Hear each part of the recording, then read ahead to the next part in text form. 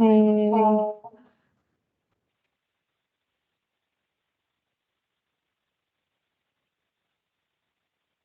Oh, there you go. There, the text. Yeah. Okay. And say 1, 2. 1, 2, 3. Can you hear me? Yeah. So now it's on the transcript, but I don't hear myself anymore. Can you guys hear me? Hi, it's Allie over from Inpatient. I can hear you. Okay, great. Awesome. You got it? Yeah. Oh. All right. And I think my screen is shared. Can you guys see it? I can't see your screen. It's Allie.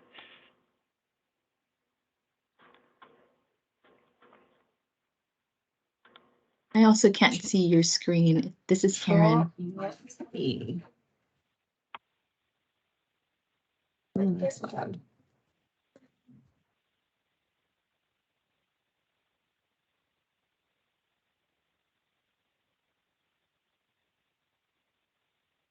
Their content. Does anyone else know how to do a screen share? There's a share button that says share content. I'm not super familiar with you. Yeah, on Marilyn? the top right, there's that share button. If you click on that, Hmm. and you can click on share window or tab. I It's see. Bernice, by the way. Thank you so much, Bernice. Amazing. Here it is. Okay. Is everyone can see this? Yeah, that looks good. Yeah. Yes. Awesome. I'm going to present. I'm just going to go ahead and get started since we've got a recording. And anyone else can join as we come along.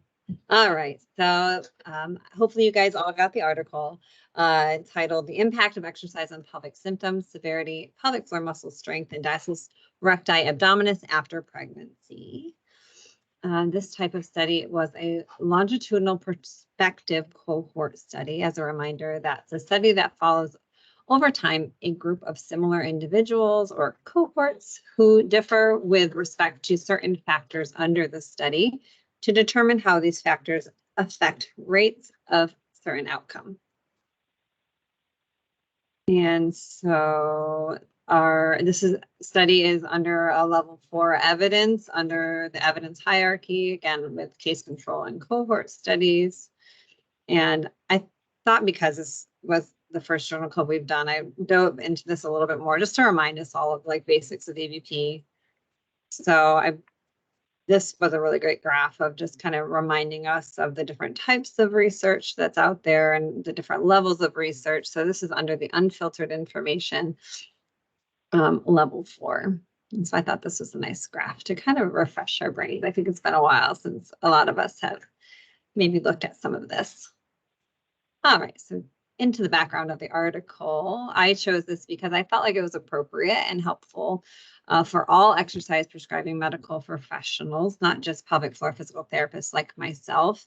The therapist may be asked recommendations for exercise frequency, intensity in the postpartum period, either by patients or maybe even by friends or family they care about. I also enjoyed that this article was recently published in 2023. It has a pretty good review in the intro of all the literature up to now that what their conclusions are, and just kind of building on that I think is really nice. And so the aims of the study were to evaluate the impact of no exercise, minimal low impact exercise, regular low impact exercise, and high impact exercise on pelvic symptoms severity from 3 to 12 months postpartum after vaginal and cesarean delivery. And so we'll dig into that a little deeper. So this is our PICO question. Our patient or problem were 504 Swedish postpartum women with and without pelvic symptoms of pelvic girdle pain. Throughout the PowerPoint, I'll be abbreviating this as PGP, pelvic girdle pain, and then diastasis recti will be abbreviated as DRA. And stress urinary incontinence will be abbreviated SUI for future, and then vaginal heaviness. And so the intervention, these were basically the groups that they were divvied into. were self-reports or questionnaires of exercise frequency and duration and intensity of 4 groups. There was a non-exercise group.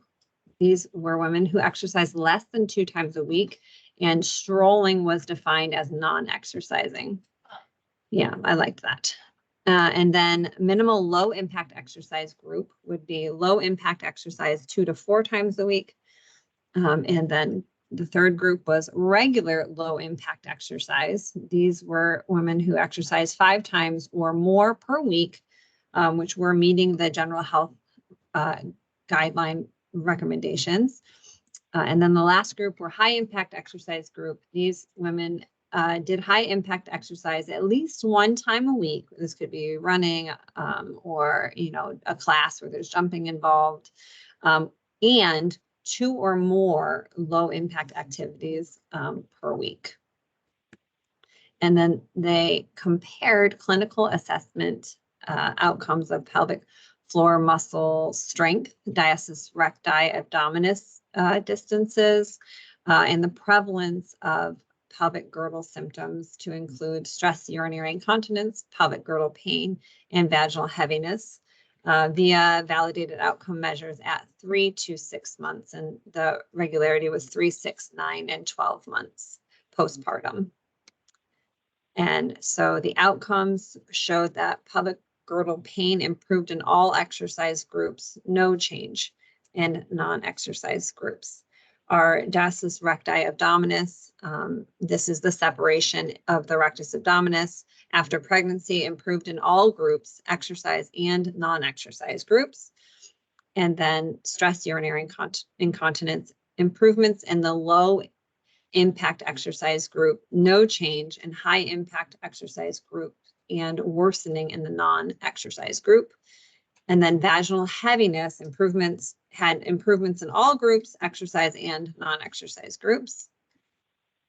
And so how this relates to our patients is the study provides evidence for exercise and physical activity recommendations for women in the postpartum period to minimize pelvic symptoms. And so this was not part of the study, but I thought was good to refresh our brains. This is out of the U.S. Department of Health and Human Services, specifically the Office of Disease Prevention and Health Promotion, or OASH. These are the physical activity guidelines updated in 2018. And basically, the more you sit, the sort of more risk you have for all-cause mortality over time, and that decreases with more physical activities. Basically, the gist here. And then here are the actual guidelines or recommendations for the generalized adults in America is recommended to do at least 150 minutes per week. If you break this down, this is 30 minutes, 5 days a week of at least moderate intensity exercise and 2 days a week of strengthening exercises. And I like how this little ad puts in here that if you can't do this for whatever reason, do whatever you can. Even 5 minutes of physical activity has real health benefits. So I love this little ad here. And I brought this into this study because they kind of talk about the general health recommendations with some of these groups.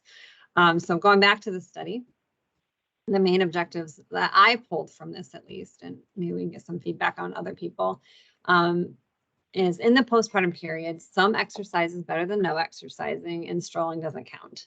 I know with myself, I have a lot of women who are like, yeah, I'm doing a lot of stuff around the house and things like this. And I like that they kind of specified that, it actually is devoted time to exercise, that there kind of seems to make a difference.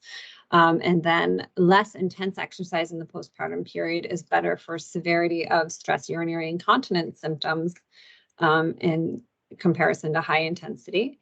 And then the minimal low impact exercise group, which again, it was 2 or less than 5 times a week, which is below the general health recommendations, had less pelvic girdle pain, stress urinary incontinence, and pelvic heaviness compared to all other groups. So I thought that was an interesting finding in this study. And this is the evidence-based practice in this study. It suggests that healthcare practitioners should recommend general exercise in the postpartum period. And in the intro, they kind of alluded to, there was some debate of, is exercise going to weaken and overload the muscles? Should we tell people to stay at rest? And so this study kind of says that no, that's not the case. And so it kind of alluded to that. And then it will not make any pelvic symptoms worse, therefore should be recommended over continued rest. And then low impact exercise shows better improvements in stress urinary incontinence over high impact exercise. So that's kind of what the study shared. These, based on the study, were their strengths and limitations of the study. So the first strength is that they had a variety of low impact exercise, and they said that was because, truth be told, if you have a group of 500 women, they're not all going to be doing the same things. They're not all going to want to be bicycling or swimming or going on walks. So they thought that was a strength, but then they also put under the limitations as well, because it's kind of hard to gauge some of their responses based on the variety of exercises that the women participated in. So they also included it under a limitation. Also, under the limitations of this study, they said there was a small number of high impact exercisers, which probably is harder to get people to, be in that group. There's generally less of them, I think. So that was interesting. And then there was a wide categorization and frequency of high impact activities. So this include probably pickleball and running were performed. And so, and maybe the frequency of high impact exercises as well was different from person to person. Then all data based on self-report, which may lead to over or underestimation of exercises. And the exercise question did not measure time spent for exercising per session. This is at risk of either very long or very short exercise sessions and not capturing sort of the differences between these groups. And then this one I thought was interesting. The recruitment was done through advertising and has a possible selection bias because recruited women were highly educated. Over 80% of them were college educated. So probably not generalizable to the population, at least here, probably maybe Sweden. I don't know Sweden too well. And then women with the severe symptoms did not apply to participate. All right, so next, thoughts or ideas for future studies brought up by this study. They thought that they should include an accelerometer to track the length of exercise and activities between exercises, such as caring for small children. I know even with my patients, from person to person, their baseline activities can be vastly different. Some people you got to get them to rest. Some people you got to get them to get off the couch, and their baseline can be very different and maybe change the outcomes from person to person. So I thought that was interesting. And then I loved these graphs. I really, really liked them. These show the first graph is the pelvic girdle pain, and over time on the x-axis, 3, 6, 9, and 12 months, and then the scores of their outcome measures. And then the second graph is measuring stress urinary incontinence. The last graph is measuring distance and width of the separation of the abdominals. And I love how the first two with the pelvic girdle pain and the stress urinary incontinence show a downward trending improvement of symptoms until they hit about 6, or on the stress urinary, the pelvic girdle pain until 9 months, and they start going up again. And then same thing with stress urinary incontinence. The symptoms were trending downwards and then start going up again with all groups. And I was like, oh my gosh, this is interesting. I actually hear this with my patients. I have a patient right now who was I was doing better immediately following having my baby than I am. My baby's about to turn a year next month, and now all my symptoms are getting worse. And I told her, well, you follow the literature. And I thought to myself, what are these women doing? And so I pulled this in, which was super interesting. So these are the average weights of male and female babies at these different milestones. So these are 50th percentile weights. And if you look at a 9-month-old baby. They're almost 20 pounds. Like, how many of these women are like doing dumbbell curls with 10 pounds, like all day, every day? Like, it's a lot of stress on the body and a lot of stress on the pelvis. So I'm not sure. I can't, the study didn't allude to this, but I thought it might explain some of these results. That's out of Alicia's brain, not out of the study. But I thought that was very interesting. I was even talking to a woman the other day who was like, my baby's like 16, 18 months now. And yeah, she can walk now, but it's not like you're walking through the parking lot and being like, come on, kid, follow me. No, you're still carrying the child, and it's very heavy at that point. And so I think it really just kind of maybe describes some of their symptoms and their struggles for improvement after having the baby. Yeah, so those are some of my thoughts. And then these are some outcomes and practice changes brought up by the study. They say low impact exercise in the first 3 months postpartum can be recommended and be very helpful in the cause of pain.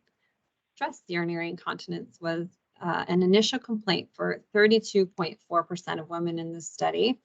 There was a slight reduction of stress urinary incontinence if exercise was minimal low impact, but a worsening of stress urinary incontinence if no exercise were performed.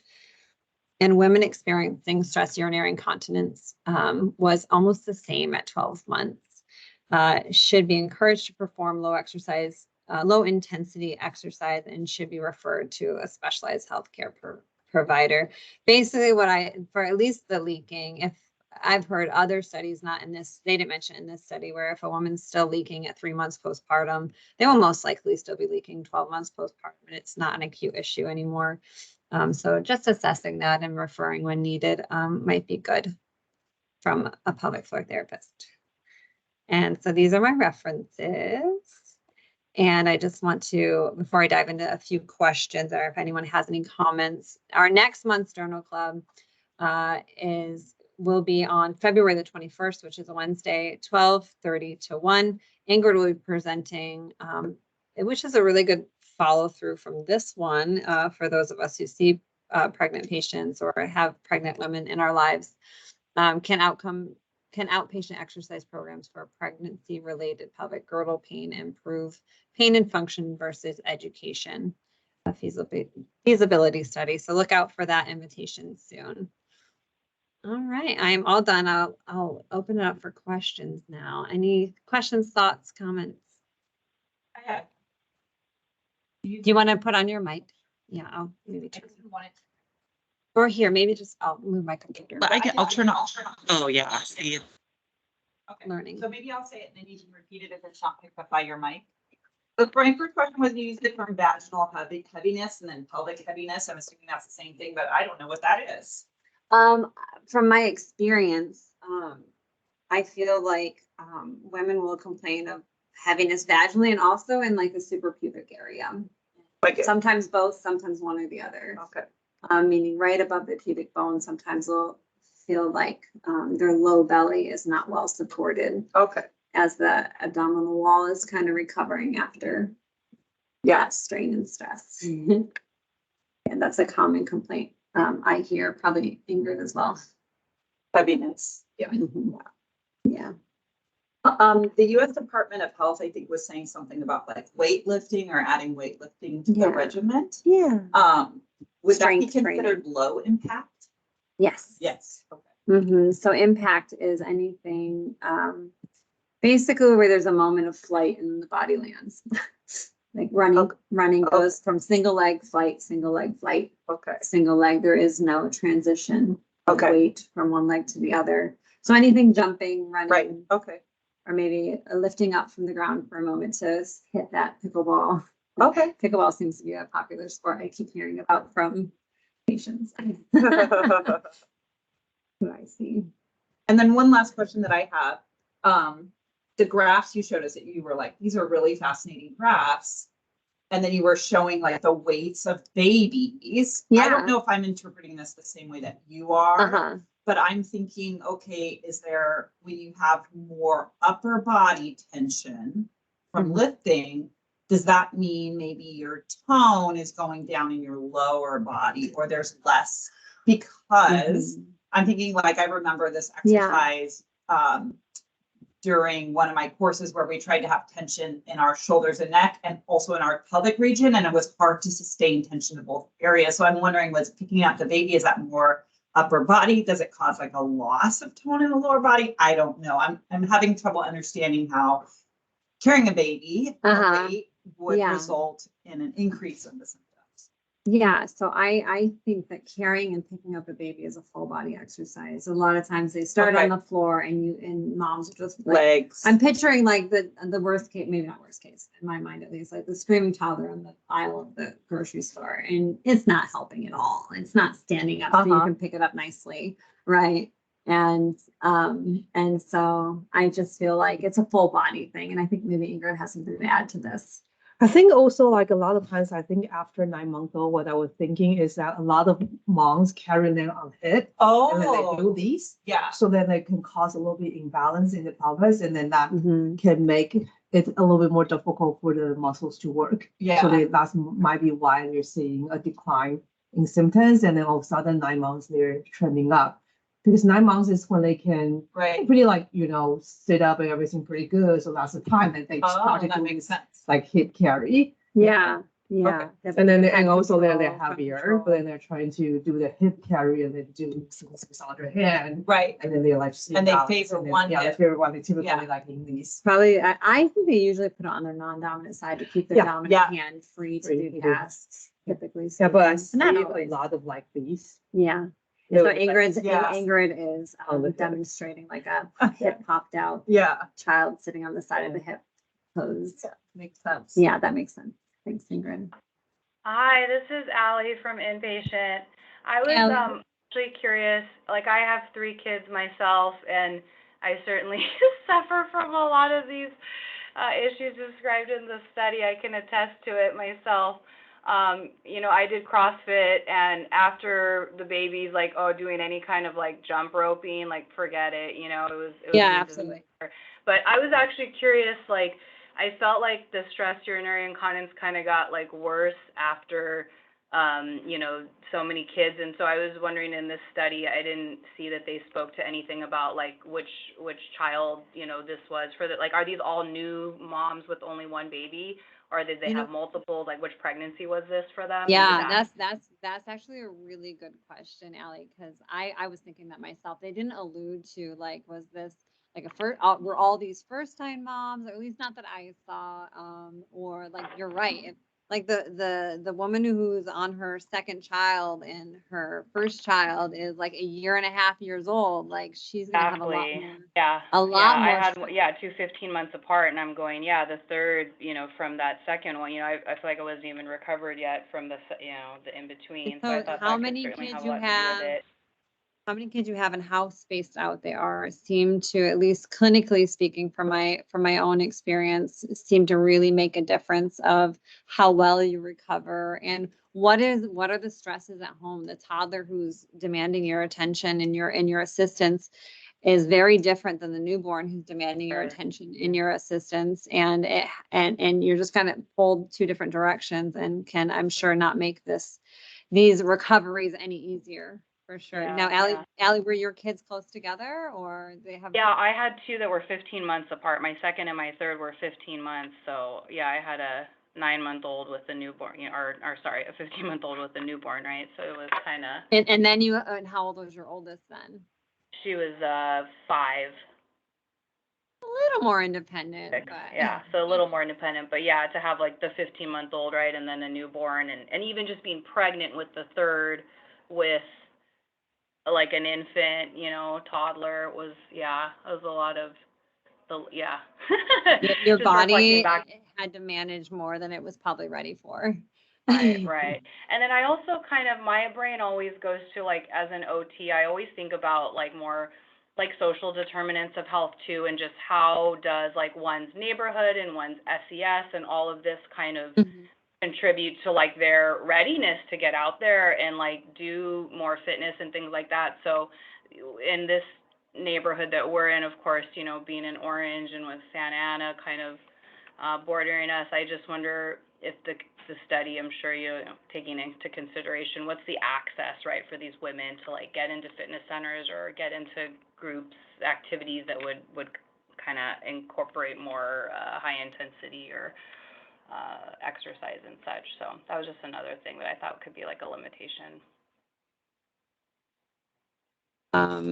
I definitely feel like they kind of alluded to that 80% of them were college educated. It probably wasn't like a great sample of the Right. community. Right. Yeah, like the sampling is, yeah, pretty specific to that. So that was just another thought. Yeah. Kevin said he's never been to Sweden, but I'm pretty sure they have a higher standard of Living. physical activity and living than Yeah. Santa Ana. Yeah, I feel like they have pretty good postpartum care. Care, right, I think Yeah, like that's pretty good, like parents get, like, parent 2 or years. something, yeah. Yeah. So they have more time to actually do these exercises Yeah. than. Which was probably Uh, good yeah. to standardize Yeah. things, at least to compare, you know, within the cohorts, they were similar, to kind of see what happens to the human body, because the human body is, you know, gonna have Yeah. a baby here and there similarly. But yeah, definitely when you look at lifestyle and access, there's definitely some changes. I don't know, can you guys still see my screen? Yes. Okay, cool. I didn't talk about this during the presentation, but I love how, like, especially the stress urinary incontinence, but a lot of them, the non-exercisers went down, trended downwards, throughout the first, half of the year, and then went back up. But the non-exercisers went back to their baseline, or stress urinary incontinence got worse.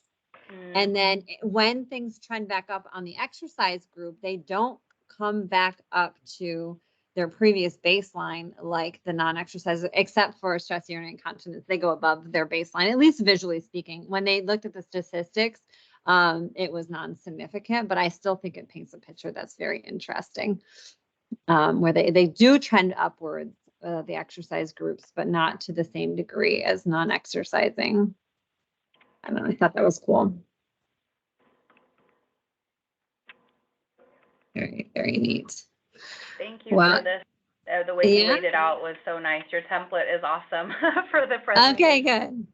Well, hopefully it will inspire more journal clubs, and I'll try to keep on putting out the calendar of who's doing what when, and I'll be ironing out the kinks. So thanks for working out everything with me today, guys, and good luck the rest of your day. I'm gonna close it out here. I have one more question. Yeah, yeah. Kind of, so, as far as what we do with this, we're all supposed to do a write-up on what you wrote. Is that correct? Well, not everyone. Okay. If you're participating in the career ladder, there is a portion where you can do a write-up. Okay. And it's basically my PowerPoint. Yeah. I did the PowerPoint and the layout of the synopsis of the Okay. article. But if you want to kind of look at it and get your own perspective, I think that would be good as well. And the layout, that's like a particular form, like where do you know where we find that form? Yeah, I'll share it with Okay. everyone. I'll share it with everyone. And is there interest? Do people want these slides, or you think it's okay just to do the video? I think it is. Okay. Yeah. Yeah, the video is fine. Okay. All right. Good questions, guys. Thanks for participating. I'm going to try to close this out, figure out how to stop the recording and all that. Have a good rest of your day. Thanks so much. Bye-bye, everyone. Thank you. Bye. Nice job.